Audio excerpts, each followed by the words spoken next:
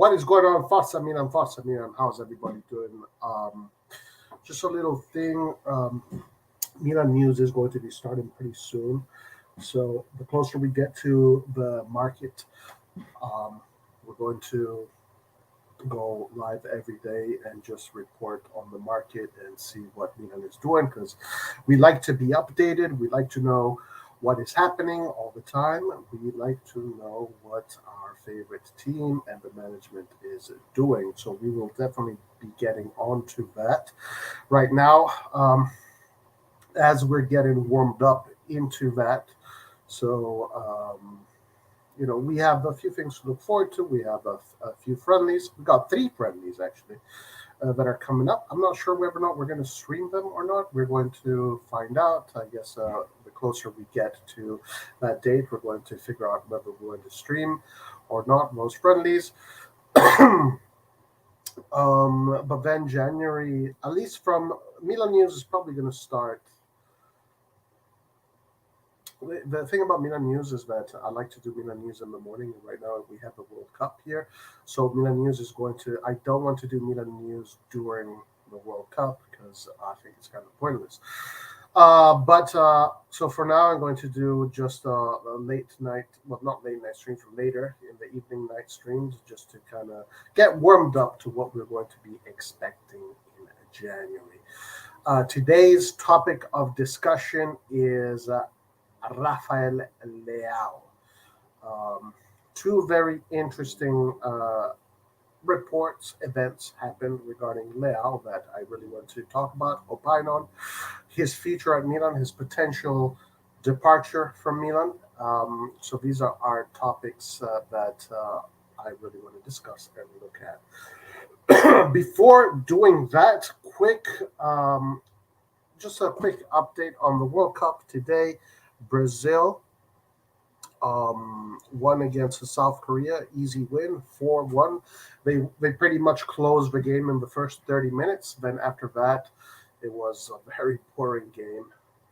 Again, where both teams already knew the outcome. So I actually fell asleep during that game. But yeah, Brazil just closed it in the first 30 minutes and then game over. I do have some concerns regarding Brazil, though, which are kind of tied to why I wanted to talk about Leao today. And we're discussing tactical affairs, tactical situations. And then the other result was Croatia beating Japan on penalties today.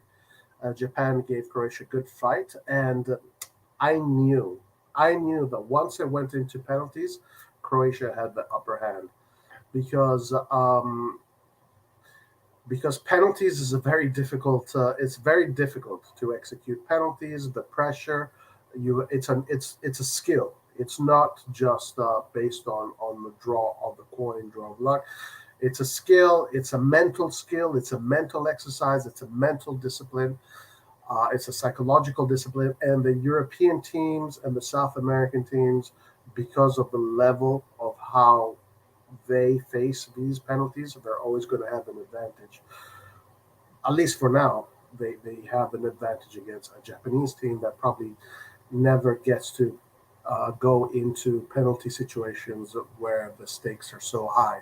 While for the players that play in Europe and for the European teams, penalties is something quite common.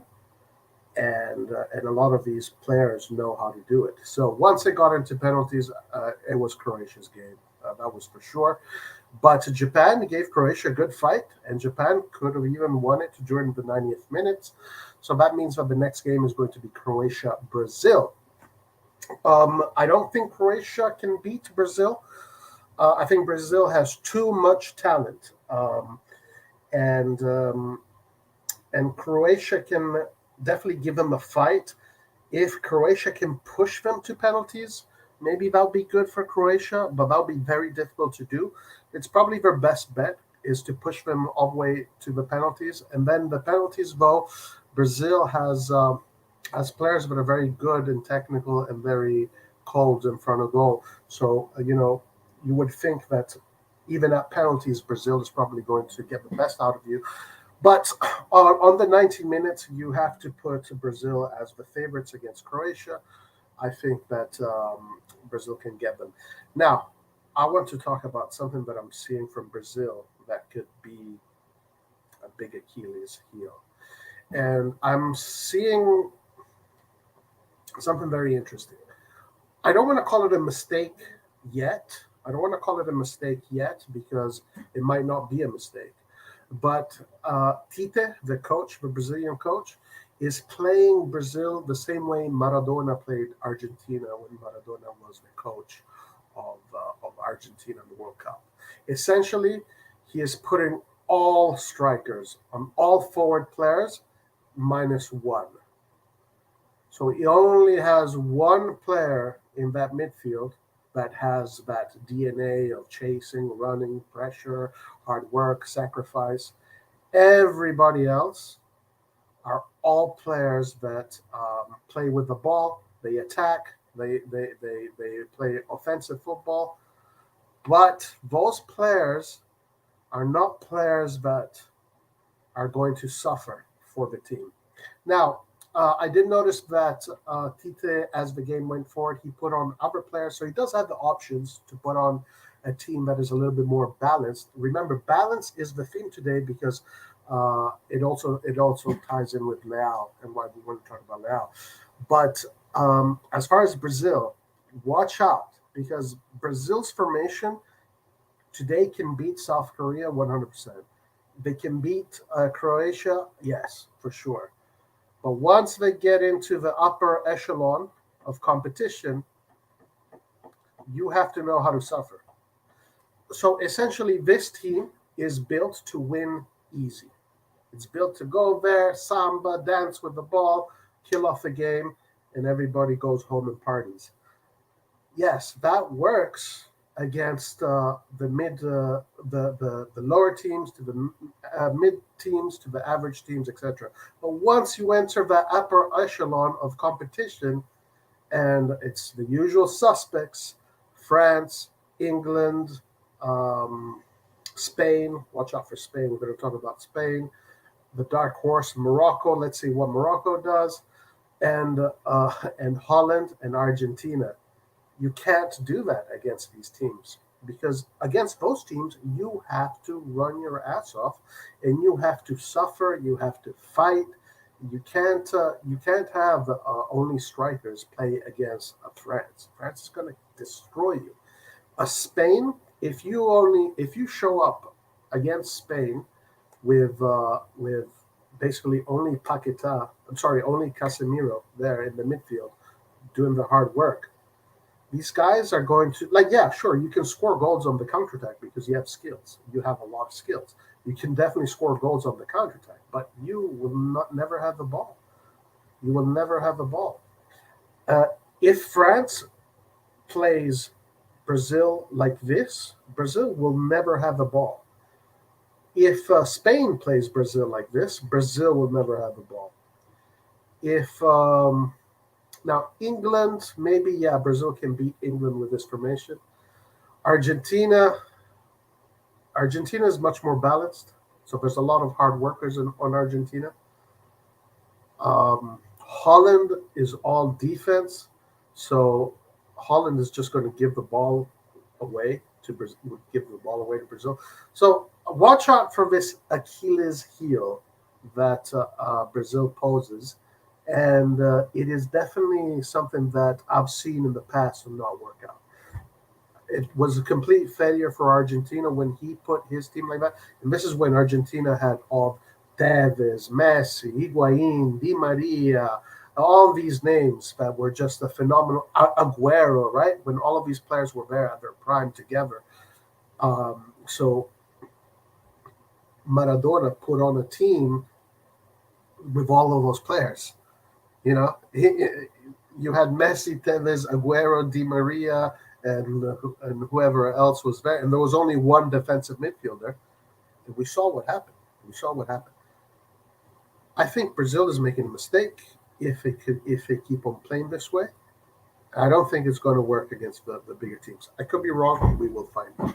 But anyway, that is my 2 cents. As far as Spain goes tomorrow, Pioli said that Spain is the best team. And Pioli is definitely someone that I've seen in these past years. When he says things of this nature, he's usually right. So watch out for Spain tomorrow. They play exceptional football as always. And then Portugal, Switzerland. And this is where we'll segue into Leao. Portugal, Switzerland, I think that's probably going to go to penalties. And I think anybody can go through. But I think Switzerland can take that game to penalties. And once again, another World Cup comes by, and once again, it's European dominance. Same teams as always. Nothing. This is what I'm saying. Like in sports, pedigree counts. Pedigree is important, and you're seeing all the teams with the pedigree are the teams that are in the latter stages of the tournament, as always. And then you always have your exceptions. This time around, like last time, Italy was not there. Germany, there was a few World Cups where Holland was missing, and now they've been back. And there was, Spain got eliminated right away. Now Spain is back. England, they looked much weaker, now they're stronger. So it goes in cycles, but it's always the same teams. And essentially, if Spain wins tomorrow and Portugal wins tomorrow, which those are the favorites, then it's going to be literally the whole club. The club of elites, essentially, is up there. So that poses a question that the difference between these countries and the football school in these countries is very good. It's very high. And the knowledge, the academies, and the culture, and you can see that countries teams from Africa, teams from Asia, still have a lot of catching up to do, and still have a lot of infrastructure to build, still have a lot of academy work to do. So it's still the hierarchies are more or less still the same. I think Morocco, though, is in a really good situation. I don't want to jinx them, but Morocco has some very interesting players. One of those players I'm very interested in because he might be joining AC Milan. But Morocco is a team that could possibly beat Spain. If they want to beat Spain tomorrow, they have to obviously play as a team and defend and defend and run and chase, because Spain is going to hold most of the ball. But and then when they have their opportunities to attack, they have to do it with confidence, with verve, with energy, with hunger. And if they can against Spain, you can only play one way: counterattack. It's literally the only way you can play against Spain. So when Morocco hits those counterattacks, players like Ziyech, Hakimi, and Mazraoui, I think the guy's name is. I'm not sure. And these other players are going to have to be clinical. But if Morocco is not clinical, Spain is going to hurt. Playing against Spain is always a painful experience because these guys will hide the ball from you for 70 minutes out of a 90-minute game. You will hold the ball for maybe 30 minutes out of 90. So 70 minutes, that ball is going to be on Spain's feet. They are the number one at possession, always has been. It is their culture. It is their tradition. It's a beautiful culture, beautiful tradition. I love it. It's an incredible expression of tactical football. So always difficult to play against them. And it's always a pleasure to beat them. So if Morocco can beat them, Morocco can maybe take it to penalties. Maybe Morocco can take it to penalties, like Italy did last time. France did beat Spain in the Nations League final, but Spain dominated that game as far as possession. So it's really a matter of being clinical. they're going to have to be clinical, and if Morocco can be clinical, they can beat Spain. Who am I rooting for? Well, man, I really don't want to jinx it, but I'm rooting for Morocco because I want to see Morocco win the World Cup. I want to see Morocco win the World Cup. I would like to see a new nation join the club of the upper echelon, the stratosphere of clubs and nations of big footballing cultures. I think Morocco does have a lot of talent. I think Morocco could possibly make it. Let's see. But most likely, Spain is going to win that game. And then I honestly, looking at the teams and looking at everybody and doing my calculations, my heart says Morocco. My brain says that the final is going to be Holland-Spain. It's going to be a rematch of the 2010, what you call it, 2010 World Cup. I think. I don't know. I mean, obviously, it's so hard to tell, but that is what I'm kind of sensing right now, that it's going to be Spain, Holland in the final. I see Holland, a team that is not going to concede goals. Thing about Holland is Holland has a very good defense, and it's going to be very difficult for bigger teams to score against Holland. Even the bigger teams it's going to be difficult. So Holland can win this World Cup like Italy has that Italian approach, because when you solidify as a defensive club, as a defensive team, as a defensive unit, then that's where a team becomes a team, right? It's in suffering that a family becomes a family. It is through the act of suffering, and because the way Holland likes to play, which is basically suffering the possession of the opponents, that is how you become.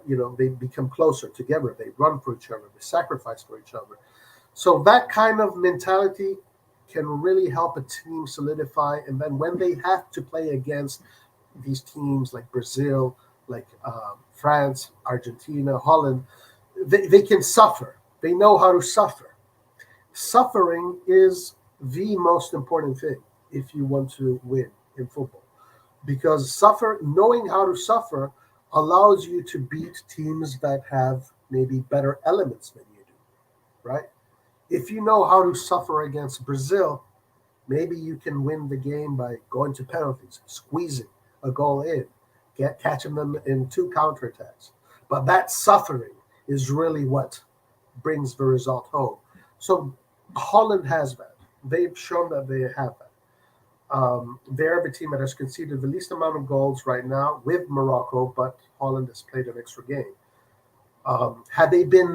Has Holland been challenged?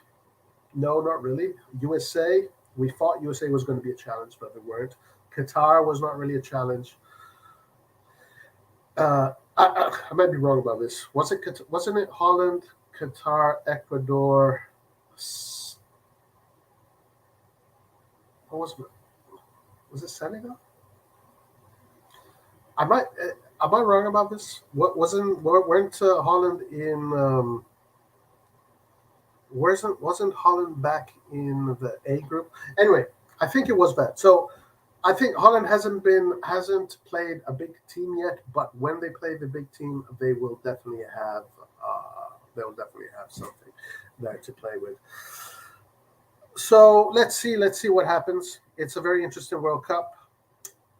I think Brazil is still the favorites, but not really.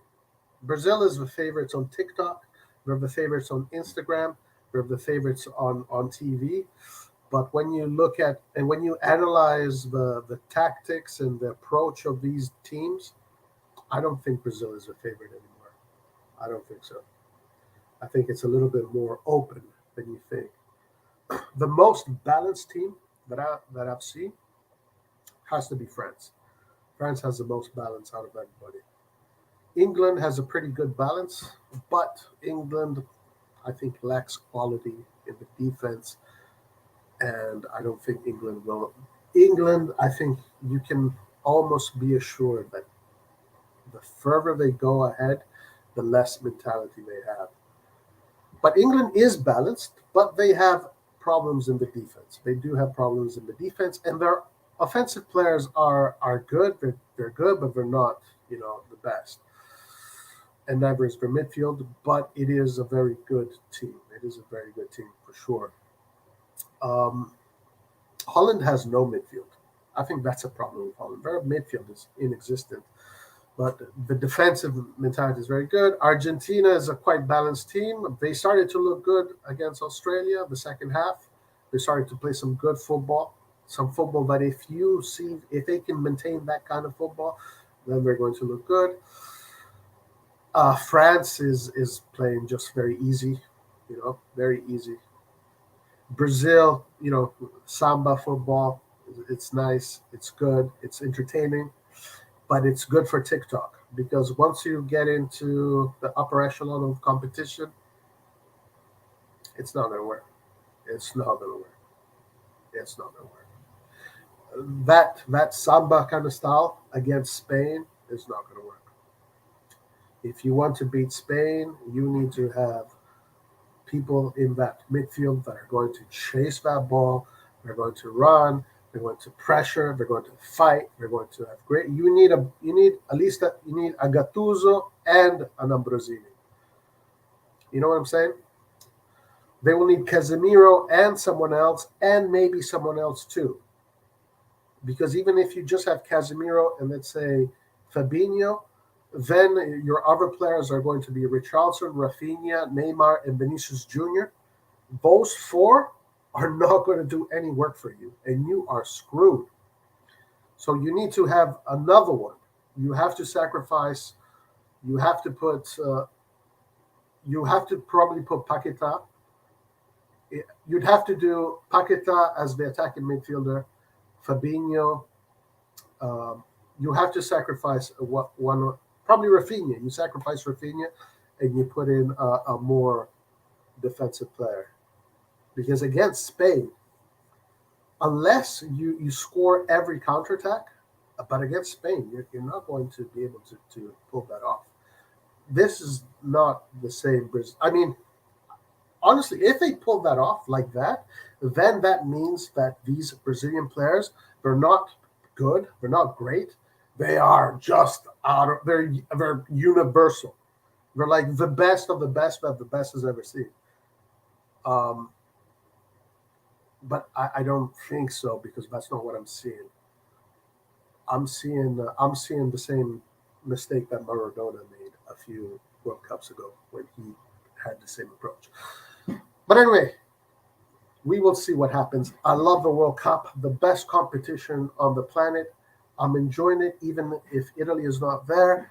Of course, Italy is my number one team, but the World Cup is always a pleasure to see. It is always a pleasure to see these countries step up. And it's been a beautiful story so far, the World Cup. So once again, every 4 years, this competition never, ever, never disappoints. It's the best maximum expression of competitive football. You can argue quality. I've seen a lot of quality. But I've seen great competition. Okay. Portugal. What's up, guys? What's up, chat? Kind of neglected the chat. We go. And what's up, Andon? I believe Leao will stay with us. Okay, we're going to talk about that right now. Joga Bonito, football is back. Where did you see Japan versus Croatia? I did see Japan versus Croatia. I really like Japan. I really like the way Japan plays. Croatia looked good too, actually. But Croatia does not look like a elite team. They look like a mid-level team with some really good elements, but so did Japan. What do you think about the French team? I feel like they can make through. Yeah, I think the French national team has a very balanced squad. Um, they have a very balanced squad, and I think that balance is very important. Balance is very important. So the French team can definitely win the World Cup. What's up, Christian? Portugal. Portugal. Yes, let's talk a little bit about Portugal. Let's talk about Portugal. And it's a perfect segue into actually why I wanted to do the stream today, and it is to talk about Rafaela Leao. Portugal. Portugal boss explains not starting Leao, a player who enjoys a certain freedom in his club team. So let's see what he says here. Okay, so let's get into the Leao agenda right now. And I guess we can segue into the Lao agenda with a little bit of Portugal as also a topic. So Portugal, a really good team, very good team. I saw a lot of good things. Another team that is quite stacked with talent. Um, and Cristiano Ronaldo is, a phenomenal player. So Cristiano Ronaldo is always dangerous. He's always there leading the team, you know. But it is interesting. There were reports saying that the fans are asking Fernando Santos to bench Ronaldo. But to be fair, to be honest with you, Portugal does have a lot of talent and a lot of. I saw a pretty good balanced team. Who did they, I saw them play? I can't remember against who. But I think Switzerland also has a very good team. So I think Portugal, Switzerland is a little bit more balanced than you think. It might be similar to Japan, Croatia. Probably Portugal is going to have more opportunities, etc., etc. But the Swiss are a team. They know how to suffer. They have some very good defenders. Somner's an excellent goalkeeper. They have some elements there that can hurt you. So I think it's going to be a really good fight. Is Portugal going to thrash Switzerland? I don't think so. I'm going to say either Portugal wins 2-1, or this goes to penalties and Switzerland can actually win, or Portugal. That's the way I see it. Now, let's talk about what Fernando Santos said. So, Fernando Santos said this regarding a journalist that asked him a question about Leao. He said, Leao has enormous potential. He will have a great career, but he is experiencing the normal difficulties of a player who enjoys a certain freedom in his club team and is not called upon to balance the game. Okay? What is he saying? What is he saying? Fernando Santos is essentially saying that Leao is not ready to be giving the responsibilities of putting Portugal on his back. Because, why? There are a bunch of reasons. Reason number one, in Milan, Leao, basically does not have any defensive duties. Essentially, Fernando Santos is talking about defensive duties, sacrifice, that famous word, sacrifice, suffer. You got to be able to suffer. You got to be able to sacrifice. And then with the ball, you have to be humble with the ball. Now is not arrogant as in like he wants to show off, but he is not humble with the ball. When Leao has the ball, he's always trying to create something. Sometimes you don't need to create. Sometimes you play simple. Sometimes you look for the easiest pass and you wait. You wait a little bit longer before you can create. Leao is very eager. As soon as he gets the ball, he's eager to run with it, go into space, and create chances. So that's a sign of not being ready yet as a mature football player. And this is why Fernando Santos doesn't think that he is ready to be a starter at Portugal. He's still young. But Fernando Santos already has one player without any defensive duties or that provides balance. That is Cristiano Ronaldo.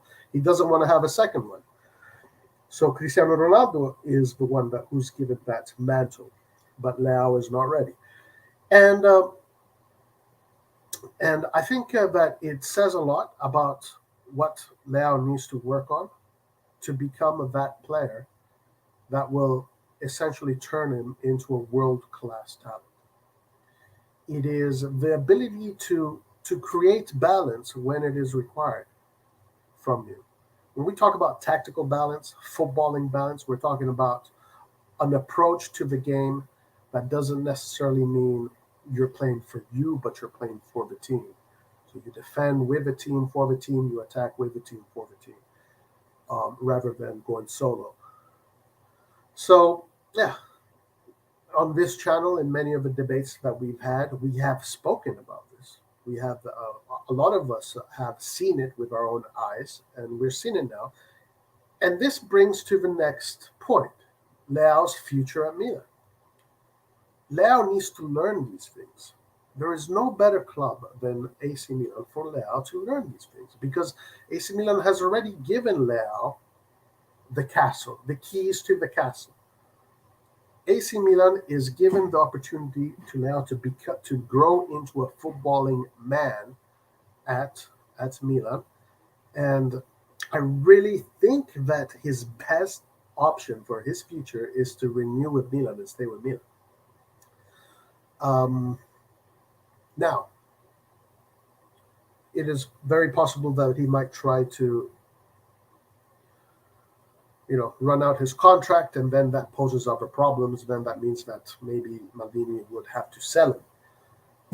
But I think he knows, his father knows, his agent knows, his coach knows, Pioli knows, Fernando Santos knows. We all know that the number one place for Leao to be for the next 2, 3, 4, 5 years is AC Milan. Then, when he's at the age of 27, 28, he can make another choice, because that's the age. When you're 27 and you're 28, that's when you start, that's when you're supposed to really start your career at the upper echelon. That's when you put a team like you go into a team right away, you put that team behind, on your back. You fight for Ballon d'Ors. Look how long it took for Benzema to be a Ballon d'Or winner. It's what, 30? How old is he? 34. 30, I don't know. He's in his 30s. So at 27, Leao is ready to either leave or to stay at Milan and keep on doing what he's doing. But leaving today is premature. It's premature. It's 100% premature. He has made a fantastic effort, but there are players. Listen to what he says now. This is quite revealing. He says he has made a fantastic effort, but there are players who stand out in some teams and not in others. This is a criticism. I mean, you can look at it as a criticism, as a constructive criticism. You can look at it from a negative angle, from a positive angle. But these are powerful. This is a powerful statement. Let's read it again. He has made a fantastic effort. He's putting all into it. He's putting 100%. We know that Leao believes in what he does, for sure. But there are players who stand out in some teams and not in others. It's almost like the coach is telling him, bruh, you are standing out in Milan. That doesn't mean you will stand out in others. His coach right now is telling him this, is giving him the advice of his life. This does not detract from the qualities of him and the trust I have in him. Of course, having being the coach of Portugal and having Leao on the bench is a luxury. Every single national team would like to have a Leao on the bench. You can put Leao on the bench. You can bring him on the wing. You need to score goals. You can start him from the beginning if you have to. You have a player with exceptional qualities that you can use in specific moments of the game in order to get you a result. But when we talk about the player himself, the flower, has the flower bloomed? No, not yet. And one more time, Fernando Santos is telling him there are players who stand out in some teams and not in others. So I really hope that Leao gets his act together and makes the decisions based on what is best for his footballing career. Because he might get all the money in the world right now, but that might detract from his that could alter his career as a footballer. It might alter his career as a footballer. So yeah, I continue to be quite optimistic on the whole Leao situation. Um, I really think that Logos logic says that he should stay at Milan, and Maldini is going to try to keep him at Milan, etc. The club. Same goes. I guess same goes for Benacer, but yes, these words that Fernando Santos said about Leao are very, very revealing. Very, very revealing. All right, let's go back to the chat. We're doomed while we have this coach, unfortunately. He just won't play with the quality of players we now have. He plays as if the players from 4 or 5 years ago. Are you Portuguese? Is that what you said? With the mentality we had 4 or 5 years ago, we absolutely should not bench Ronaldo. His presence alone scores goals. Obviously, he's not the player he has, but he still has our best. Oh, yeah. Yeah, for sure. Well, yeah. Okay, got you. Um, yeah, I mean, you know what's been going on with the Portugal camp better than I do. So I don't know what's been going on for 4 or 5 years with Portugal, but I'm I'm seeing the correlation of what he says about Leao from a tactical standpoint, from a development standpoint, and I'm connecting that to where Milan is today and where Leao is in Milan today. I agree with Santos. A great player can play in all systems. That's why we should appreciate Giroud. Yeah, Giroud is fantastic. Absolutely. All right, let's go into the next thing about Rafael and the next maybe hint. Let's call it a hint, but let's not take it too far either. So basically, AC Milan on the Twitter account drops this compilation of goals, Rafael Leao goals, and Rafael Leao retweets it or replies to it or whatever, however it's done. More to come. Red heart, black heart, and here I can't remember what it was. Oh yes, it is the emoji with a military salute. The guy is ready to go to war. Yes, more to come. So I like it because it tells me that he's motivated and he knows that there is a war coming up in January because it's gung ho, it's all or nothing. We have the Champions League with Tottenham, and that's a huge game, huge game. We have the Serie A, in which we have to stay up there with Napoli, with Inter, Juve just third spot came out of nowhere. So you know this what I want to get to is that if Leao is leaving, he's 100% not leaving in January. Mark my words, put him down. Put these words down. We can tattoo these words on my forehead. Okay? We will tattoo these words on my forehead. I am 100 million% sure that Rafael is not going anywhere in January, and neither is Benacer. Neither is Benacer. What we're going to be seeing is this contract saga. If they don't get resolved before the summer, they're going to keep on going in the summer, and it's going to be the summer where they're going to make those moves. You cannot dismantle the team right now in January, going into a competition in which we need to fight for the Champions League. Tottenham. Pioli the other day said we are fighting on four fronts. We want a trophy, and it's these four fronts that we want to get the trophies: Serie A, Champions League, Coppa Italia, and Supercoppa. These are the four fronts that he's talking about, right? Maldini, Massara, they are not allowed to dismantle the team, and also the logistics are not there. because you cannot rebuild the team in January. It just cannot happen. It would be a sporting catastrophe because you might even lose the fourth place if you have to rebuild the team in January.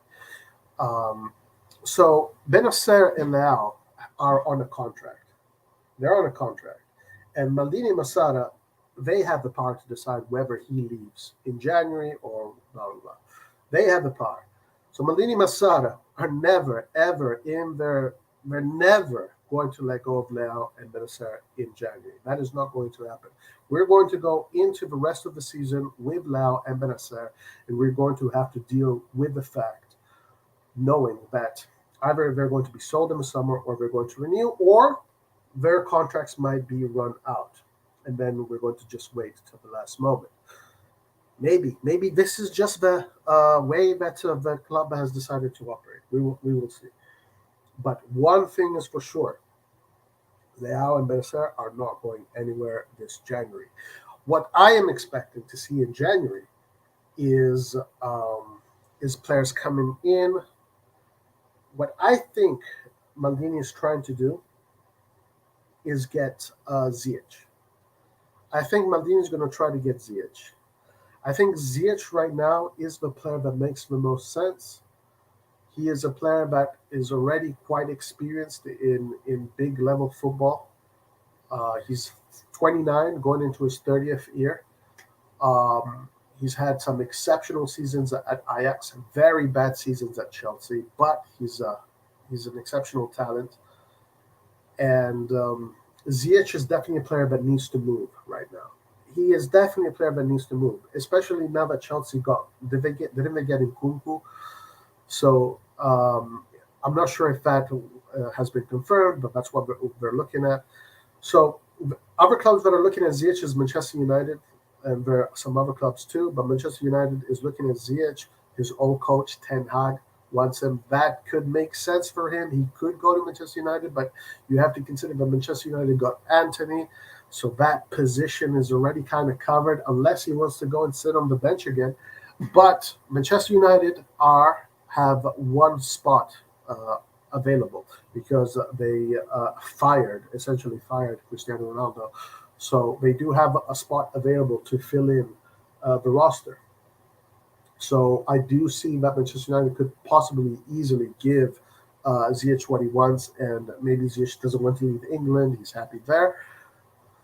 But I think that I think even by what I'm hearing from Italy and what I'm reading, Ziyech is the guy they're looking at, and I think that Ziyech, especially from what I'm seeing in this World Cup, giving the right environment, given you give him a good way to play, he can hurt you. Now, I talked a little bit about how we could use Ziyech from a tactical standpoint. I mean, basically, with the team that we have now, the best way to use Ziyech would be to have our usual 4-2-3-1. Magnan, Calabria, Kalulu, Tomori, Theo Hernandez. Our two pivot midfielders, Benacer and Tonali. Our attacking midfielder, the man that right now, the best man that we have right now to create balance would be Krunic. And then on the right, you have Ziyech. On the left, you have Leao. And up top, you have Giroud. And Theo Hernandez, coupled with Ziyech, Leao, and Giroud, is more firepower than you need to hurt any team in the world. And you also are covered as far as the midfield, as far as the defense. It is pure balance. It is pure balance. So I do see that happening. I wonder if it is going to happen. We shall find out. But yeah, so essentially, Leao is staying in January, Benacer is staying in January, and maybe we're going to bring in Ziyech. Let's see. All right, I told you guys Leao will be off to Real and Benacer to Liverpool, and we'll lose out on a form. That's back in the buying desk. Not in January. So we're losing them both for free, maybe. Looks like way Redbird is scam. Nah, I don't think so. We're just accepted. Leao and Benacer are gone. if they're gone, they're gone, but not in January. I'm 100%. I am so sure that they're not going in January. I don't care if they leave in the summer. In the summer, it is okay for them to leave because in the summer you have 3 months to replace the players and build the team and work together. You have 3 months of being able to do things methodically, with not having too much pressure. You're not in the middle of the season, you're in preparation of the next season. But in January, it's too drastic. It would be a total suicide. It'd be catastrophic if we sell Leao and Benacer in January. It'd be Maybe it'd be a win for the bank account, but on the field, it would be absolutely catastrophic. Calabria would also improve playing with Ziyech. Sure. Yeah, sure. Calabria and Ziyech, yeah, definitely. Okay, so this was my 2 cents on Leao and what is going on with Leao. As I said, at this point, I think for me and for anybody invested in the team, you know, I think we kind of need to just, as long as they're there, we need to give them our support. Like if Lao stays and does his job, and then we get to make money off of him in the summer, then so be it. But I'll say this one more time. He needs to stay at the club, grow, and that would be the best decision for his career. And then after that, he can keep on making more and more and more money. Money, money, money. This was quite interesting. So that was it regarding Leao. This is quite interesting. Check this out. So Milan now is being accosted to the whole Juventus scandal. Not in a bad way, though. Not in a bad way. Here we go.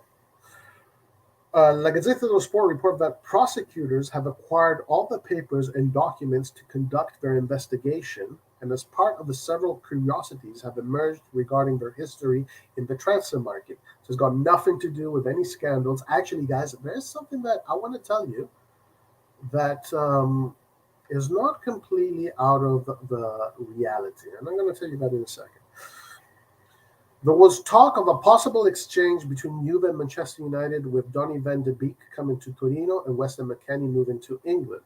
Okay, so that was Juventus. But let's see. But Milan is involved in this too. Milan came into play amid talk of the agent Giuffrida, who was expected to bring an offer from the RossonARI for his client Mary Demiral. Interesting. They were going for Demiral, and a center back that the Diavolo wanted, but who later ended up at Atalanta. Very, very interested. So there you go. We were going for Demiral. I think that would have been a good sign again. There was also talk about how the Bianconeri were actively following Gianluigi Donnarumma, who ended up joining PSG on the free transfer. And we knew that. I knew that. I was actually quite sure that he would have ended up at Juve. And this one here, the names of Sandro Tonali, Noah Okafor were marked in their notebooks too. The former, a target that ended up joining his boyhood club in Milan. So Juventus was looking at Tonali. They were after him. And the latter being monitored since his time at Basel with the Swiss board, now at RossonARI target. So essentially they were looking at Okafor also. So just a little connection.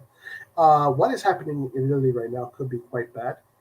So basically, the minister of sports, or whatever that position is called, is going to start an open investigation in all the teams, because there's definitely some book fixing that has been, there's there's possible allegations of important and quite unlawful book fixing from some of these clubs. Not only Juve, but Inter might be implied too. And guys, I want you guys to remember something. Inter, during the Conte Scudetto season, in the height of COVID, they didn't pay their players. There was all these financial issues. I wonder if Inter is going to be implicated as well. And here is a possibility that a very small chance, if Inter is implicated and they, you know, did things against the rules of whatever it was, blah blah blah, there is a chance that they might take that Scudetto away from Inter, and it would go to the next team that doesn't have any scandals. But the next team that year was Milan. So we might have another similar situation as Calciopoli, where some Scudettis get moved again. There's talks of this. We don't know how far it's going to go. We'll see. This is just a possibility that Inter might lose their Scudetto, and we will hijack it.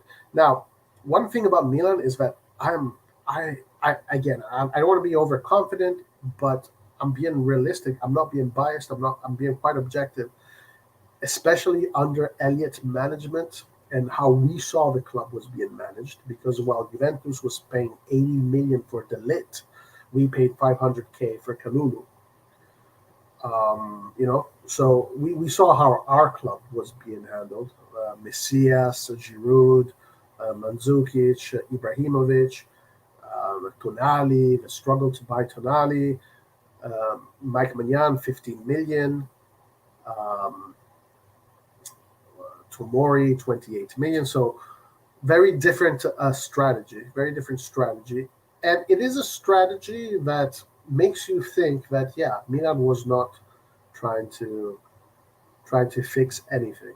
Milan was doing things the honest way because Milan really wants to become a sustainable club, a club that can pay for all of its expenses, a club that can pay for Ronaldo if they want Ronaldo.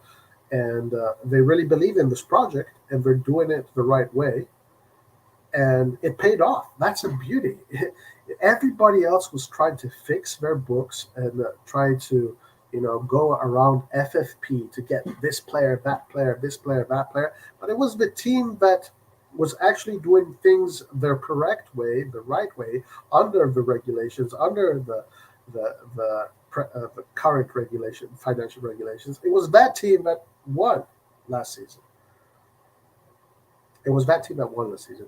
So there's a bunch of teams that are being investigated. I just wonder whether or not Inter is also implied in this. And I'm just saying, could be a small possibility. Who knows that Scudetto there might end up going into Milan's hands. And also, I believe it was in 2018, Juventus won the Scudetto. That Scudetto there might then go to Inter. So Inter might get that Scudetto. So there was talks of this today also. We will see if this becomes a Calciopoli or not. We will see. Some people are saying that this is even more serious than Calciopoli. There are other people that, government officials have come forward now. So it's getting quite serious. Let's see what happens. Luckily, I think that we are not implicated in any of this. I don't see us being implicated in any of this. If Leao go to other team, he's going to be benched. Most likely, yeah. Leao and Benacer are two pink. What? Leao will always be a starter. We will be involved as well, especially with the Bonucci sale. Well, I don't know how far back they're going. And the issue with that is that now I could be wrong about this. I think I'm right now. That Bonucci ordeal happened under the Yongong Lee management, happened under different people. So those people would be implicated in it, not the current people, not Elliott, not Maldini, not Massara. It's those people are going to be implicated. And right now, they're out of Milan. So I don't know how that they would. I don't know how that would get any points off of. I don't know what kind of sanctions Milan would get out of that. But that is interesting. That is interesting. The Bonucci stuff. We'll see. We'll see. But I don't think Milan is going to be implicated in this stuff. We shall find out quite soon. All right. Okay. So Gazidis leaves Milan, a healthier club. Let's see what Gazidis achieved during his Milan stay.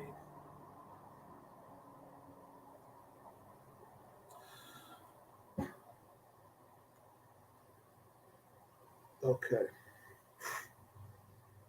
Gazidis embarked on a decidedly complicated mission to return Milan to being a protagonist in European football, but to do so while containing costs and proving the accounts having inherited a very difficult situation. Listen, I am very happy with Gazidis did, but there were moments during the Gazidis tenure that I thought were kind of sus because he was taking credit for things that we knew he was actually against. Like he did not want Ibra, he did not want Pioli, he did not want Kjaer. And there was a bunch of players that he did not want, and those a bunch of people that he didn't know what, and those people turned out to be quite decisive. And then he kind of takes credit for it too. So, a little bit of dodginess there by Gazidis, but I am very happy with Gazidis' work at Milan. In the midst of these 4 years, there was also Gazidis' illness, a tumor in his throat, and other hurdles to overcome, such as Boban's sacking. The problem over the price of Champions League tickets last season, the Ragnick issue, ensuring that Maldini Massara renewed over the summer. And that's another thing about there were talks that when Maldini was renewing his contract, that there was this feeling that Gazidis was always in the way of the signings, and he kind of didn't want that anymore. That's a rumor, that's a speculation. Take it with a grain of salt. All right. The facts show his work. Losses reduced from 195 million in 2019-2020 to 66 million. So that is good. That is very good. That is exceptional, actually. In the last financial year ended last June, a return to the Champions League for 2 consecutive seasons arrived, and the winning of the Scudetto after an 11-year wait. I mean, yeah, those achievements, those numbers don't lie. There was an increase in turnover over 35 million between 2021, 261 million, and 21-22, 297 million. An evident acceleration from a commercial point of view with the signings of over 30 partnerships, including new deals and renewals of existing ones from August 2020. In other words, Gazidis helped the creation of a virtuous circle in which Milan have once again become a winning club and consequently attractive for investors. Gazidis hands over the helm to the new CEO, Giorgio Furlani, who will only hope to be as good as his predecessor. Listen, Gazidis did an excellent job. There's a reason why, he worked many years at Arsenal. He's got an excellent reputation. I think he did an excellent job. I kind of wish he stayed, but let's see how Giorgio Furlani does. Giorgio Furlani is a Milanista, by the way, a boyhood Milanista. Italian. Let's see if he's as innovative and as smart as Mr. Gazidis. It's his fault we lost out on Olmo and Renato and buying a good center forward. He did put his hands into the market a lot, and I do feel that Maldini didn't like that. Maldini did not like that. Okay, that's it as far as Gazidis goes. This here, I think, is interesting. I'm seeing this a lot, and I'm liking it. I think this is a very good signing. Why Sportiello will be the perfect signing to address a key role for Milan. So I can tell you why I think it is why we need to get Marco Sportiello. First of all, Marco Sportiello is 30 years old. He grew up as a Milan fan and idolized 2 ex-RossonARI goalkeepers, Christian Batti and Sebastian Rossi. So any player there that has that attachment to the colors is welcome at Milan. But the real issue is this, that we need depth, right? We need depth. And I hate doing this. I hate having this conversation. These are those kind of conversations you have at the dinner table that are really unpleasant and they're uncomfortable, but you have to have them. But, the elephant in the room. What is the elephant in the room? Is yeah, Tatarusano, I love you. You you're great. You did great games.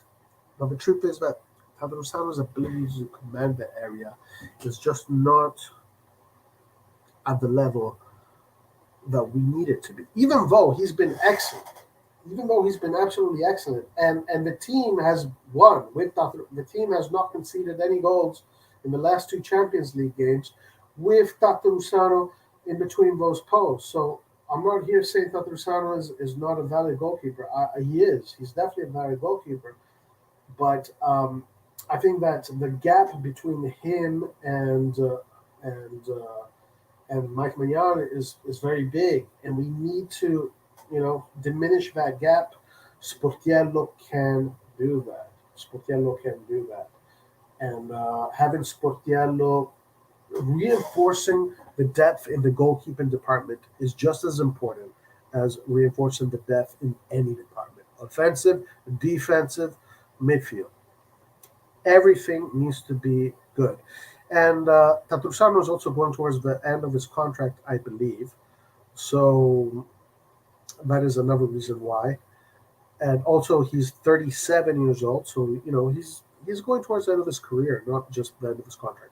Uh, but nonetheless, I think that this is a very good move that Milan is making. Bringing in Sportiello at the club is going to raise the level of the goalkeeping department, and that is going to raise the level of the defensive department in general. So right now, the moves that we're anticipating, the moves that we're seeing Maldini and Masada do are pretty good moves. They're looking like it looks like it's going in the right direction. Looks like it's going in the right direction. Let's see who Milan will be linked with. Let's see who Milan will actually get. But for example, if I know that in our future we're going to have a Ziyech and a Sportiello in the team, that's already two pieces that I think are important. Both those pieces are important pieces. Um, and let's see who else they're going to get. Let's see. Let's see what happens. We're going to wait a few more days to get a better idea. The reason Arsenal are shit. He's shit. Can't command a box. Don't forget Diaz Roy is shit as well. Bad defenses have to play goalkeeper. Um, I don't think Diaz is shit. Actually, I'm very curious to see what happens with Diaz. I'm very curious to see what happens with Diaz. All right, let's see if there's anything else we can talk about. If not, we have covered everything for today.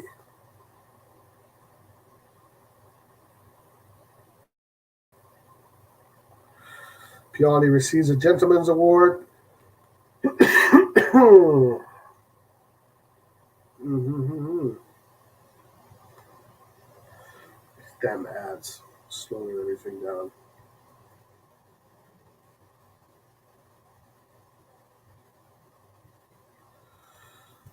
Uh,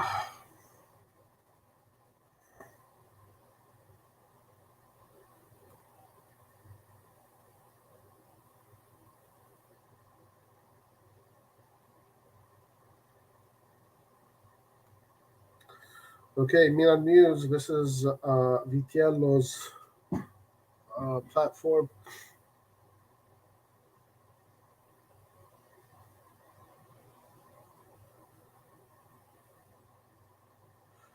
Okay, very interesting pieces.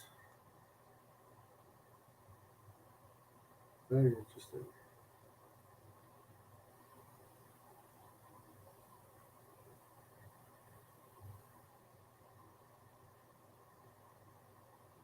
Oh, let's see what this guy says.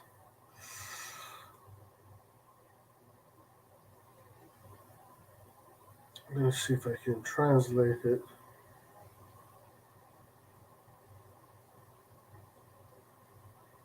So he says,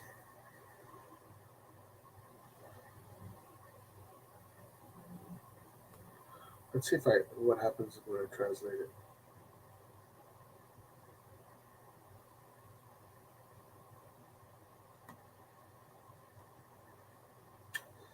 Formally, every football club is called to have a negotiation, a renewal, or a purchase with the official agent of the player.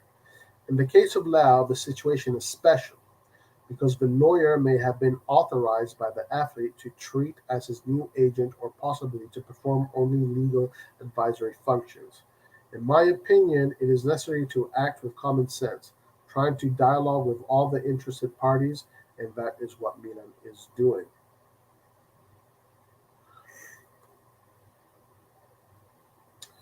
Okay, there's a full interview, but not going to go into it.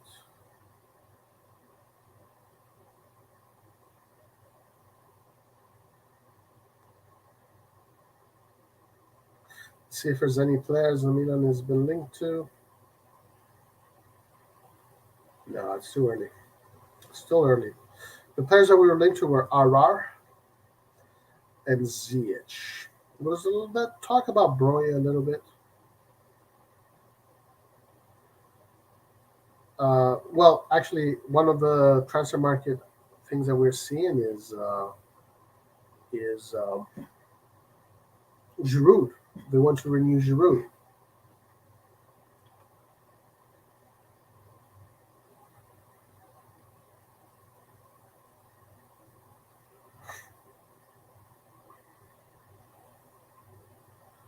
Ziyech, Ali. We're going to find out what Ali does. Kjaer is pissed off because of the situation.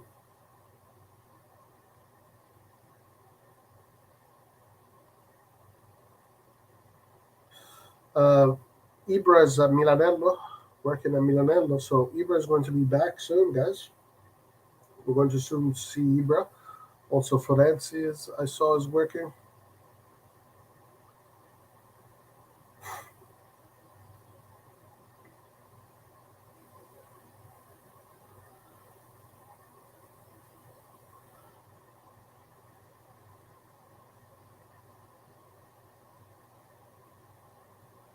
Wow, dude, they're already intercepting phone calls, guys. In the Juve case.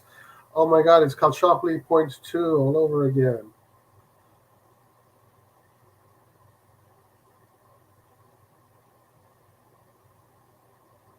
Guys, let me translate this. Look at what this says. This is insane.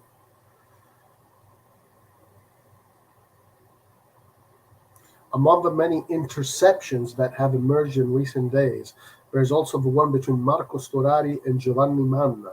The former goalkeeper and current Juventus manager explains, as reported by Fatto Quotidiano, now we're cleaning up everything. The rot that was there, the problem, Giovanni, that Juventus does not count Dick.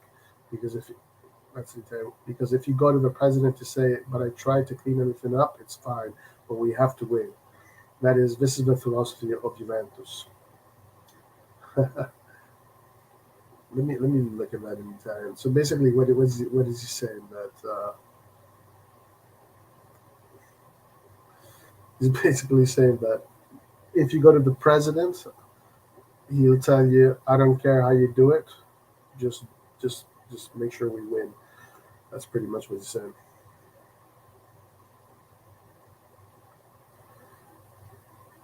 Uh, we have a Champions League. Yeah, we should at least have one big name signing for the love of God. It's gonna come. It's gonna come. Ferdi Kadiaglu from Ferdinand, one of the most versatile players I've ever seen. Okay, interesting. Juve can't help themselves. They really can't. We are linked to Ferdi. How retarded you have to be. Now we're cleaning up everything. Yeah, it's a really crazy situation with Juventus. Okay. So I think, guys, that is all for today. We went through everything. We spoke about all the facts. We gave our opinions. It was about Leao today, and I think we are good. So I will keep on doing nighttime streams. Of course, Lyrex is probably going to do debate streams. But Milan news is going to be starting soon. The debate streams are going to be. I don't know. I don't know. We're going to find out when. But yeah, let me just check one last thing. If there's anything of interest on.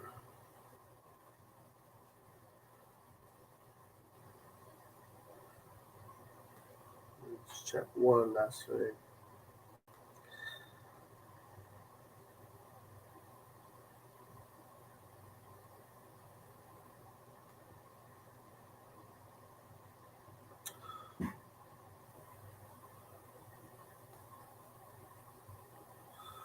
Okay, so Dest. I guess this is the guy you're talking about. Yeah, the renewal of Giroud, Ibrahimovic and Milanello.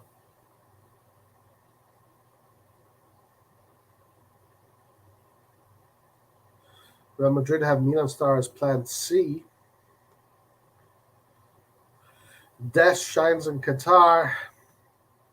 Did he really? I don't know. Milan and Inter both keen on talented Spencer goalkeeper. That's for the youngsters. We spoke about Sportiello. We're going to get into the Leao stuff a little bit later on.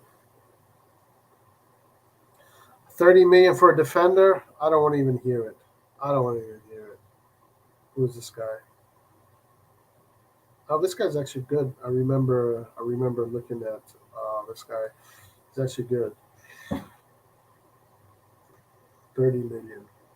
We need to get quality players up top. We have a lot of good defenders. We need to get the quality players up top. I want to see the quality players up top. Let's see what this is, and we'll finish with this. Ziyech, talking about quality. We need quality. The Moroccan would like to leave Chelsea to find a starting position in another club. That the RossonARI was certainly given, but the question salary remains 6 million net per season. You would have to cut part of the salary to join the RossonARI. I mean, honestly, if we give him, I don't know, maybe give him what Origi gets. Whatever.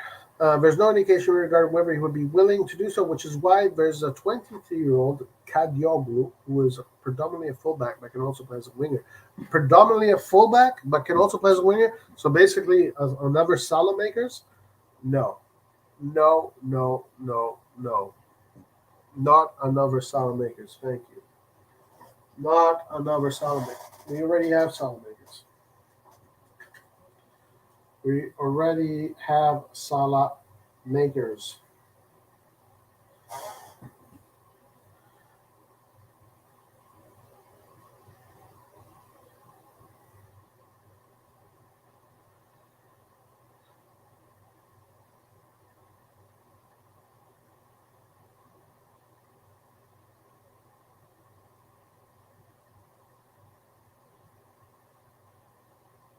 At Domino's, you can get any 2 medium, 2 topping. I'm gonna see what it looks like.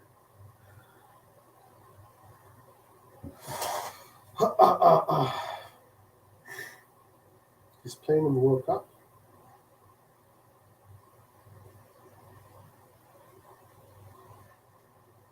All right, let me just check it out.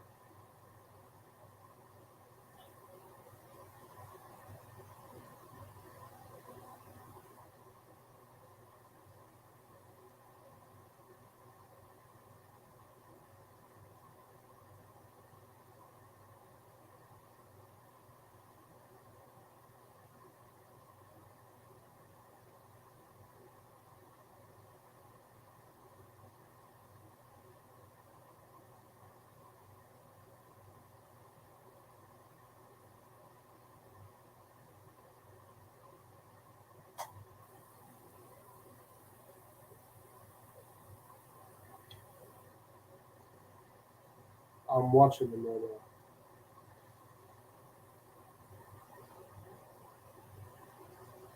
now. He's a defender. He's playing in the defensive line. He's good. He's definitely good. 100%. I really like the way he runs. I think he's got a very interesting very interesting and aggressive way of running at you. I like that. On the ball, he's good. He's not, he's good on the ball. He is good. He is technical. He plays on, but this is a fullback. This is a fullback. So what? What? Get him and then turn him into a winger?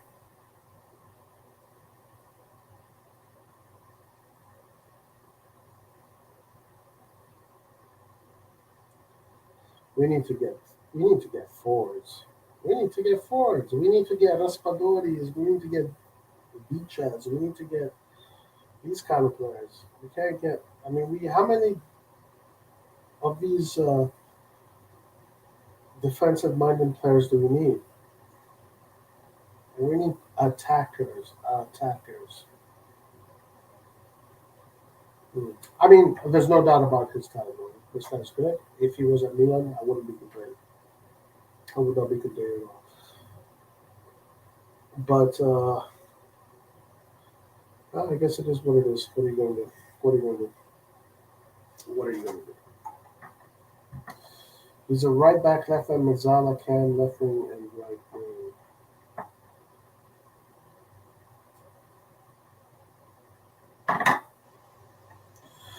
I like Canada's number 11. I thought he was fantastic. I can't remember who that was.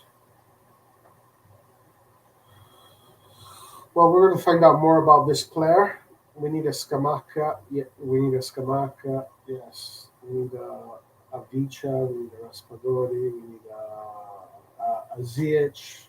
We need a bunch of these guys. This guy's definitely good, bro.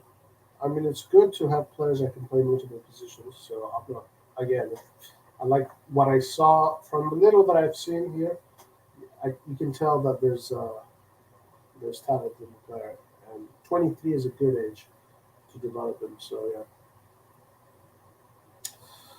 you would cover most of the depth we need in one cheap signing. I don't know because I don't know if it's. I mean, depth for what the right, the rights is this we. I mean, is this guy another? I mean, we need top level attackers. We need top level attackers. This guy seems to be very good at working on that wing, but is he a top level attacker? If this is what they think we need, I mean, to replace who? This seems more like a replacement for Florenzi, but when Florenzi is ready to move on to me, or like a salad makers, meaning he's going to play. Is this the kind of guy that you want to put up top there and have him direct the line? I mean, maybe it can work. I don't know that much. I will find out more about it, but my gut tells me, what my eyes tell me, that Milan needs to get attacking players. We need to get our. We have plenty. We don't have quality in the upper third. In our upper third, once we get to our upper third of the field, there's a lot of confusion. There's no organization. There's a lot of too much improvisation. Too much. It's too direct. There's nobody directing the ball in the third. We need players that can do that. Um, this guy looks like a very good player at putting crosses in. I don't know. I don't know. We'll see what they do. We'll find out. Mezza, okay, Fiorentina, Mabada, Milankovic would be good for me, especially when they know the league. Milankovic, the defender, Amrabat, the midfielder. Amrabat could replace Kessie, but it does. None of these players are going to solve the issue of poor quality, poor creativity, poor ability to control the final third.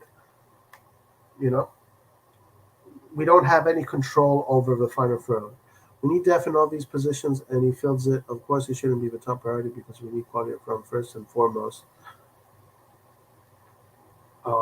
Well, I hope they can get someone important, and I want them to get someone important because this season is going to be more difficult than last season. It's not going to be as easy as some people thought. Some people on this channel, I'm not going to say their names, said that Milan was going to win the Scudetto really easily. But this season, no. No. This season, if you want to win the Scudetto, you have to be top of your game. If you want to finish in the top four, you have to be top of your game this season. This season, you have to be top of your game. You can't have Krunic and Cam and expect better of final third. Well, if you have Krunic in the Cam position, but you have Leao, Ziyech, and Giroud, that's a pretty balanced team. That's a pretty balanced team. Because Ziyech is going to mostly work for the offensive phase. Leao, as Fernando Santos said, only works for the offensive phase. Giroud only works for the offensive phase. So you have three players that only work for the offensive phase. And then you have an additional player that comes in, which would be Theo Hernandez, that helps. So you have three players that exclusively work for the offensive phase, and then you have an additional that comes in. And then the rest of the team is a team that fights for the ball, that covers the midfield. Unfortunately, we don't have Seedorf that can play Cam and can do both phases perfectly. CDK, maybe one day will be able to do it. We'll see. Okafor and Scamacca will do the business. Well, Scamacca, I think, is done. We can't get Scamacca anymore. Okafor is possible. Long-term well, but only works if Rafa resigns. If he resigns. Yeah. And by the way, if we don't get him, Napoli would probably be the first candidates I've ever read. Oh, correct. Thank you for reminding me. Napoli is also linked to Ziyech. So if Napoli is linked to Ziyech, who's coming out? Is it Lozano or Politano? One of those two.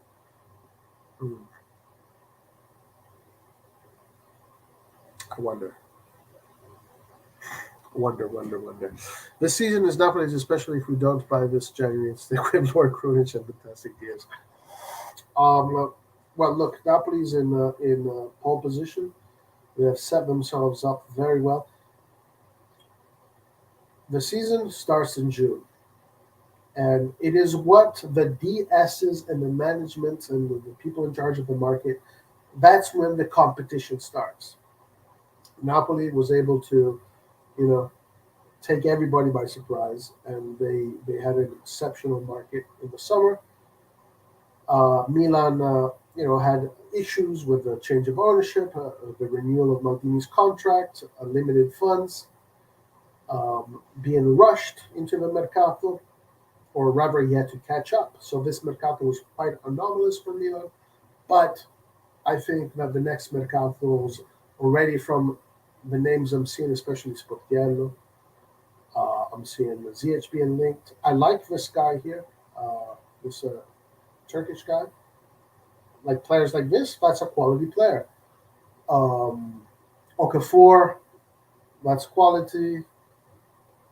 I want to see a little bit more about Arar. Is also another quality player, but now we need quality because Napoli has packed themselves with quality, and we need to also do something because, and this is how iron sharpens iron. This is how iron sharpens iron. So, guys, imagine today in the Serie A, if you want to win the Scudetto in the Serie A, you have to have a team that has the quality that Napoli right now has extraordinary amount of offensive quality that not many teams in Europe have. So right now, if you want to meet that, if you want to match that, you have to do the same. Either your players step up, Rebic or Riggi need to step up. These guys are not youngsters that are learning how to play football. Rebic needs to step up. He's 27. Origi needs to step up. He's 27. Diaz is still young. He's only 23. He's right now getting into that phase where he can be consistently, proactive, etc. Leao is a youngster still, 23. It's the 27-year-olds are the ones that are not performing. It's the 27-year-olds that are not performing. Um, so if Origi and Rebic were performing on all cylinders right now, it'd be a different story, but they're not. So either they step up their game or we bring in a Ziyech. We bring in a Ziyech. We bring in a guy that can step up and play some good football and be composed in the final third. We need that composure in that final third. Um, Now, I do think this, bro, that Theo Hernandez, especially after this World Cup experience, is going to come back to Milan a new player. And he is going to really, after this World Cup, I think Theo Hernandez can be called a world class player. He's going to get that. This experience for him is priceless, and we're going to have back a Theo Hernandez that nobody has in Serie A. And that's going to be a huge. I think that's going to be a huge um, weapon for Milan in the next half of the season. Giroud is going to come back with very good confidence, but let's see. Giroud is not young; he's 36, so let's see how his body handles. Um, Leao is going to come back with more experience. So these are all good things. Kjaer came back quite sad. Dest came back quite sad. Balotelli came back quite sad. We didn't have many players that woke up. It is what it is. What are you going to do? I was referring to Kadir. Oh no. Well, yeah. So both of them are being linked to Napoli. Interesting. Yeah, today I was looking. I was seeing some journalists say that Napoli is linked to ZHO. I can't respect Redbird at all. They've done nothing but talk and haven't re-signed anyone. Mm. It's taking time. It's definitely taking its time. Napoli by Vara for 12 million when he was offered to Milan first. Now that's one of the Gazidis F ups. I don't want to put that on Gazidis. That has to go directly to Maldini and Masada. Um, it was them that decided that, you know, if you bring in Vicha, then you have to give that left side to Vicha. Vicha's not gonna. Well, I would have had them both play, but essentially, what we found out and what was also, you know, the logical thing that happened is that they said we don't need Vicha, we have Leao. But I would have had them both. Tell as a captain, don't care what anyone says. It's so obvious he was world class a year ago. Tell me uh, not that. But that is definitely 100% true. He is the captain. He is the captain of the team, and the captain armband looks good on him. You can see that when he has a captain's armband on his arm, he becomes another player. He becomes another player. Um, yeah, so we are going to have a very strong team. I think in January, I think we're going to be very competitive. I think we're going to be very competitive. I loved Pioli's interview. Okay, I want to say this, and I'm not being optimistic. I'm not being a fanboy. I'm not being a cheerleader. I'm being objective. Pioli sounded very arrogant up until now. And also the way he managed the team was arrogant, right? The way and it caused so many injuries, but the whole Milan camp has been on holiday essentially. Remember how in Remember how in the summer, I don't know if some of you guys were watching, but I was looking at all the teams' training videos. And I was saying, Juventus, they look like soldiers. They're all training like soldiers. Everybody was quiet. Everybody was perfectly in line, etc., etc. Inter was similar to Juve. The training camps were very like intense. Everybody it looked like a boot camp. Um, Napoli's training camps look the most like tiki taka, possession football, just quality, quality, quality, quality. Milan's training camps look like a family picnic. The whole preseason looked like Looked like they were having picnics, they were laughing, they're playing around. There wasn't that much intensity, etc., etc. Yeah, like they need to get this out of their system really fast. Yeah, the Scudetto, we won the Scudetto, we are the champions. It's in the museum, and I know we want to kind of embrace it, enjoy it as long as we can keep hold of it. But we're on a mission here. Now it's time to forget the celebrations. There's no more celebrating. Now we have to be focused. Uh, Nobody is a champion now. Nobody is a champion. This season here, the 22-23 season, nobody is a champion of this season. We are the champions of the last season that finished, but this season, nobody is a champion. And we need to get back with that hunger because when you don't feel like a champion, then you have the hunger to become a champion. And we need to feel the hunger to get that to become champions again. We don't have that. We are still full on the feast that was the Scudetto, at least up until now. I'm hoping that once we get back into January, from what I've also seen from Pioli, from his latest interview, things that he was saying, it looks like he's really focused. He's saying it was a great interview. Everything was perfect. Everything was absolutely perfect. And now I felt like there's a certain determination, a certain anger, a certain hunger, hunger, and we need to get back into that. We need to get back into that right away. I think will be like that. Come January, that hunger will be back. That that energy to band together as a group, as a family, and fight. I think it's going to be back, and we're going to have some players that will have learned from the World Cup. So I'm looking forward to the next half of the season. As far as the friendlies, they said that because the ball fuck never gives them money. What? I don't know what you're talking about. Can you predict the scores for the top five teams in game that will be played in January 4? Can you predict the scores? Well, let's look at them.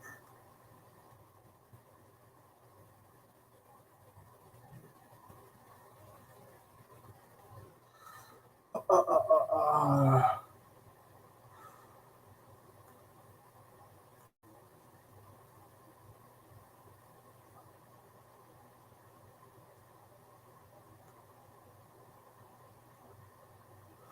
okay, so you have Torino Milan. Oh wow, we're going straight in against Torino. Well, we have unfinished business with Torino. Didn't Torino beat us? Didn't we lose against Torino? Um, Unless we pack ourselves with injuries again, as of now, the team is quite healthy. Everybody is back, more or less. Uh, Literally everybody is available except for Ibrahimovic and Florenzi. I think literally every single player that Milan has is available. Salamakers, Calabria, Mike Magnan, Messias, Kjaer, the whole team is good to go. And then we have the three players in the World Cup that are still healthy and still fit. So if we go into this game with the full squad, man, we have to win it. We have to win it. So I'm expecting an AC Milan win. Atalanta Udinese, Atalanta Udinese, or rather Udinese Atalanta. That's going to be an important game too. I'm just going to say I'm going to say Udinese. Oh no, that's Spezia. Wait, what the fuck? Sorry. Okay, Roma Bologna. I don't know. We got to see if Roma starts scoring. This should be an easy game for Juve. So Juve's probably going to win this game. Fiorentina Monza. I don't know. Don't know. Fiorentina.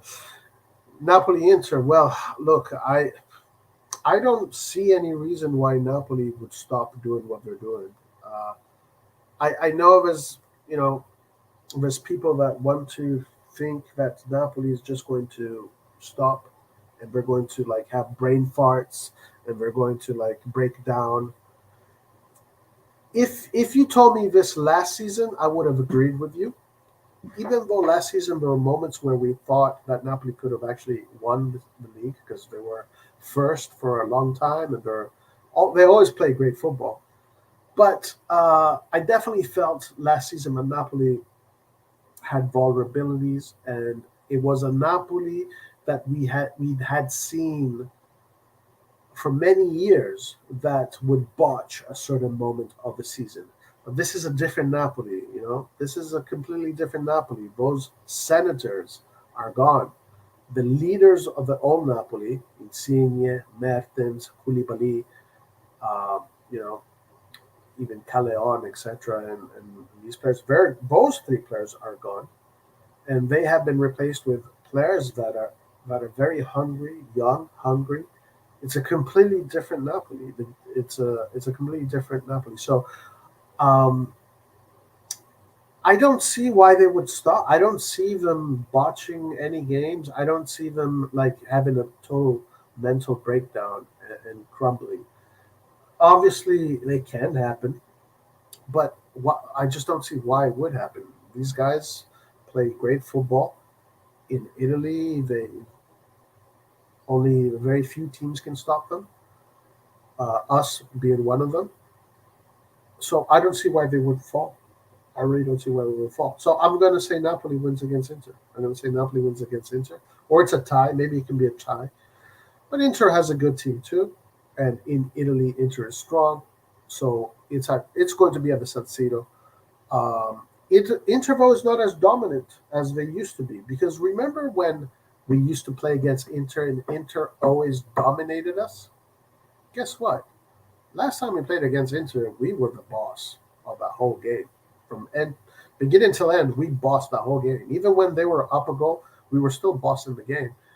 That was not happening last season. And also, we bossed the game against Napoli. So you definitely see a growth in Milan. There is a growth. We just need a few little pieces to come out. It's going to be a draw or Napoli lost. Maybe, yeah. Listen, it could be any three of those results: a win, a draw, or loss. But yeah, I just don't see Napoli slowing down. I really don't. I really don't. I think, in my opinion, the only team that can slow down Napoli is Milan. Milan is the only team that can slow down Napoli, and we would need to slow them down by putting pressure on them. That's the thing. Is right now they're 8 points in front of of the second spot, right? So a few psychological things can happen. Napoli kind of gets complacent. They have this big cushion. They feel comfortable. So when they approach the games, they feel, well, even if we lose today, we're still 5 points ahead. And that kind of mentality can fuck you up. I don't. I, Man, when I see these players like Vicha, like Osimhen, like Kim, I don't see them fucking this up. I don't see them fucking this up. But if we keep on winning games and we win games and we put pressure on them, we can force them to lose just by that pressure. It's up to us. It's up to us. We're playing Salernitana, not Torino. Man, all these logos look the same. Oh, right. Salernitana. Oh, yeah, that's the Torino logo. Salernitana. Man, we better beat Salernitana. We better beat them. I mean, look, like if we want to say that Napoli is a team that check, let's make this analysis. Let's put this analysis together. If you want to say that Napoli is a team that usually crumbles and botches instrumental parts of the season, then you also have to say, because it's in their DNA, it's in their history or whatever, then you also have to say that Milan will lose against relegation battling teams out of nowhere, right? So in order for Milan to win the Scudetto this time around, that can't happen. If you want Napoli to break down, then you need Milan to not lose against Salernitana, to not lose points against Cremonese, to not lose points against these small teams. We have to win all the small games. Most of the points are there. There's 69 points available from here to the end of the season. So if Milan wants to win the Scudetto this year, we can't make any mistakes. We can't make any mistakes. And that's just the way the cookie crumbles. So, is it possible? Sure. Sure, it is definitely possible. Is it plausible? I would say no. I say no. I say the Scudetto is gone. I say that Milan has an obligation to fight to try and win the Scudetto.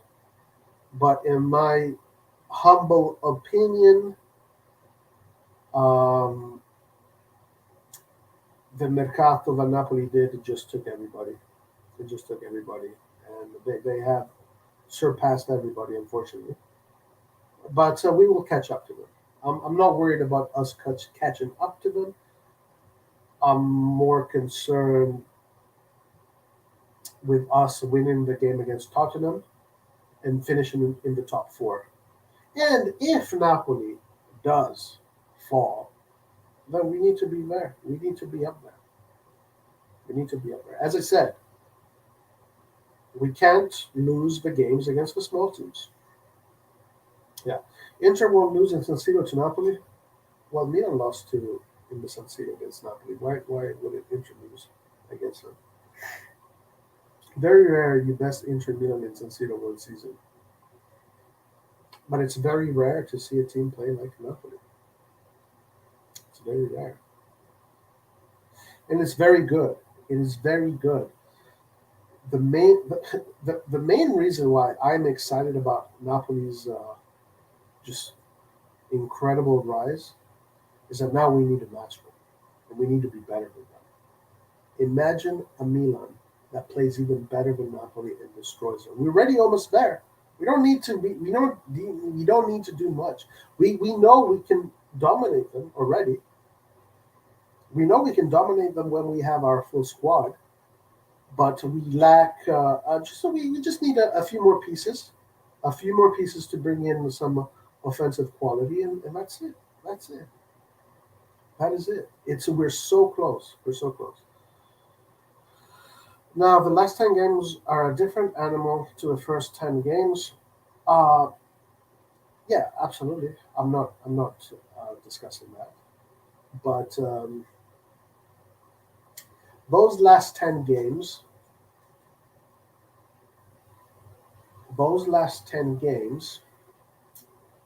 the question is, are we going to get to those last 10 games 8 points behind Napoli? That's a question. Are we going to get to those last 10 games 9 points behind them, 10 points behind them? Or are we going to get to those last 10 games 3 points behind them? Because if you get to those last 10 games, the last stretch, and you're like up there with them, 2 points, 3 points, 4 points, then yeah, you can put pressure on them. But if you get to those last 2 months, essentially, more so the last month and a half, really, where you're 6 or where you're like 7, 8 points behind them, I mean, it's gone. It's done. It's over. So again, if we want to win the Scudetto, one thing needs to happen this season that has not happened in many, many, many seasons, which is you got to beat Salernitana, you got to beat Spezia, you got to beat Lecce, you have to beat Cremonese. And this season, you have to beat them. So once you get to those last 10 games, the gap between you and the first place is small. And then you can put pressure and bring in that final rush and overtake overtake them. It will depend on which stage we get eliminated from the UCL. Well, one thing is now. Now this is what I've said this already, and I think that this is what they are thinking. Like we already know that Maldini has said it, Pioli has said it, Tomori has even said it. Like Napoli this year is really good. They're really good this year. They have said it, so they're aware of this. They know this. Maldini's last interview, he spoke about this, but he also is aware that Milan is very good. Anyway, this is the thing. It's the Tottenham game. That is really the bread and butter of this season. We've got to beat Tottenham, get into that quarterfinal. If we get into the quarterfinals, then the season is going to be an absolute super success. Super success. Then once you're in those quarterfinals, if your team is healthy, man, we could be any team in Europe.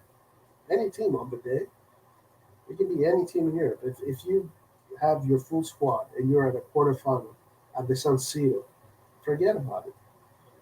We can be any team, absolutely any team. And then if you don't beat the team, you figure out what you need to work on.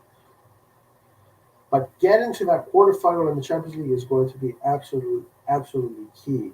And I kind of think that this is another thing that might happen is that we are going to have to sacrifice some Serie A games in order to, have a good outing in Europe. And that is something that this club has done for a long time. And it's kind of one of the, formulas that you have to do, which Pioli did in the group stages. He sacrificed the Torino game. Was it against Torino? Yes, it was against Torino, right? He sacrificed the Torino game. He didn't play Benacer. He played Leao for only a half. He set up the team with a B, more or less a B team. He rested Giroud, and then he brought in the best team in the Champions League, and we won convincingly. So these are number things that also are telling me that the Serie A this season are going to be very difficult, especially come the Tottenham game, where I think Pioli probably will have to do some kind of rotation in order to meet them at the best level possible. And I don't know who will be playing. We're talking about February. So, it's going to be already deep, 2 months deep into the Serie A. We'll see where the team is. And this is the issue that I think a lot of people are just not understanding, is that Napoli set themselves up this summer that if they need to do rotations, their B team and their A team are both super strong. They're both super strong. If Napoli is not Vidal, Marquise, Pirlo, or they literally achieve nothing, so this number is not. They quite literally achieve nothing so far. I don't know why you guys are so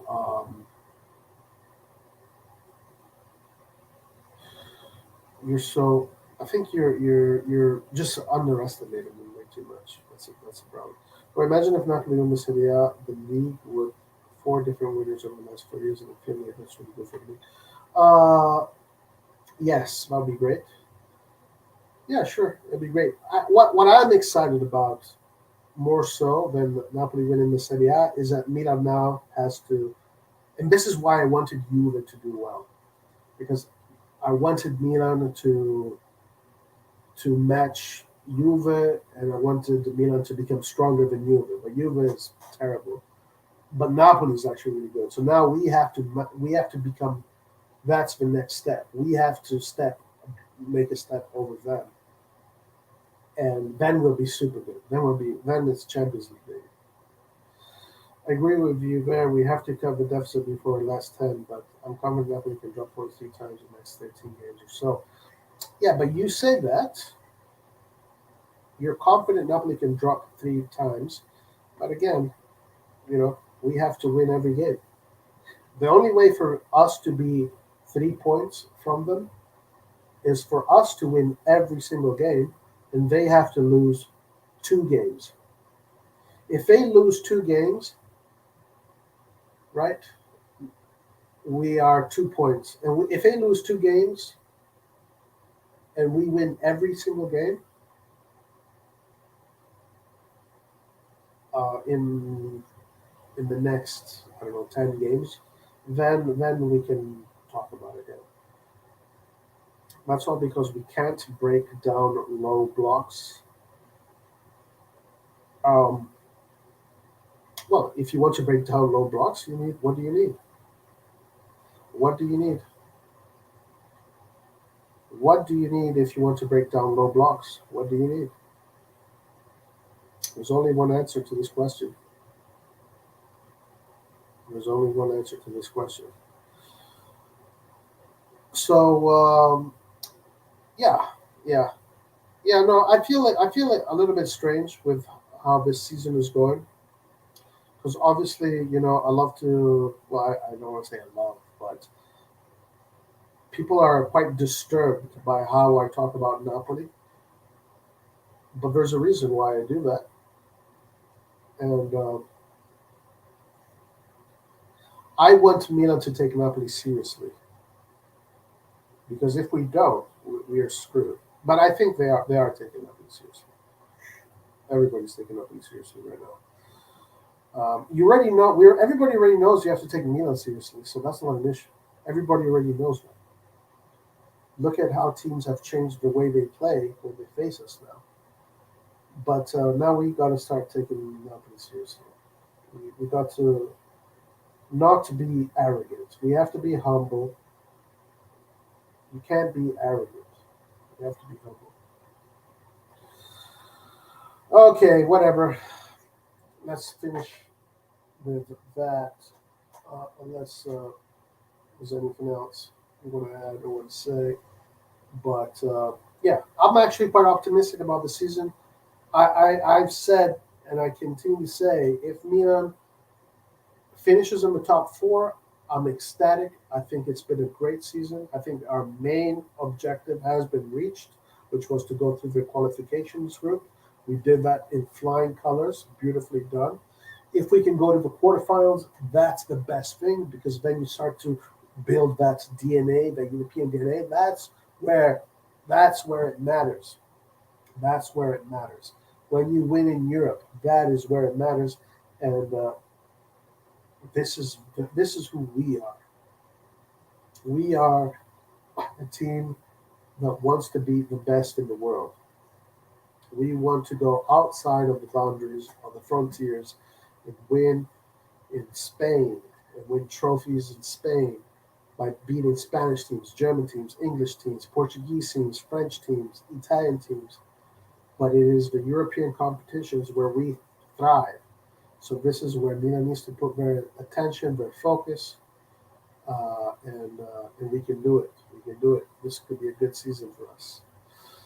But yeah, yeah. I just want to say I'm sorry that you guys, well, you guys, some of you don't like what I say about Napoli, but it is what it is, and you can't unsee what you see. Having said that, I salute everybody. I wish everybody a wonderful evening. I'll see you next time. Alla prossima. Arrivederci. Ciao and forza Milan.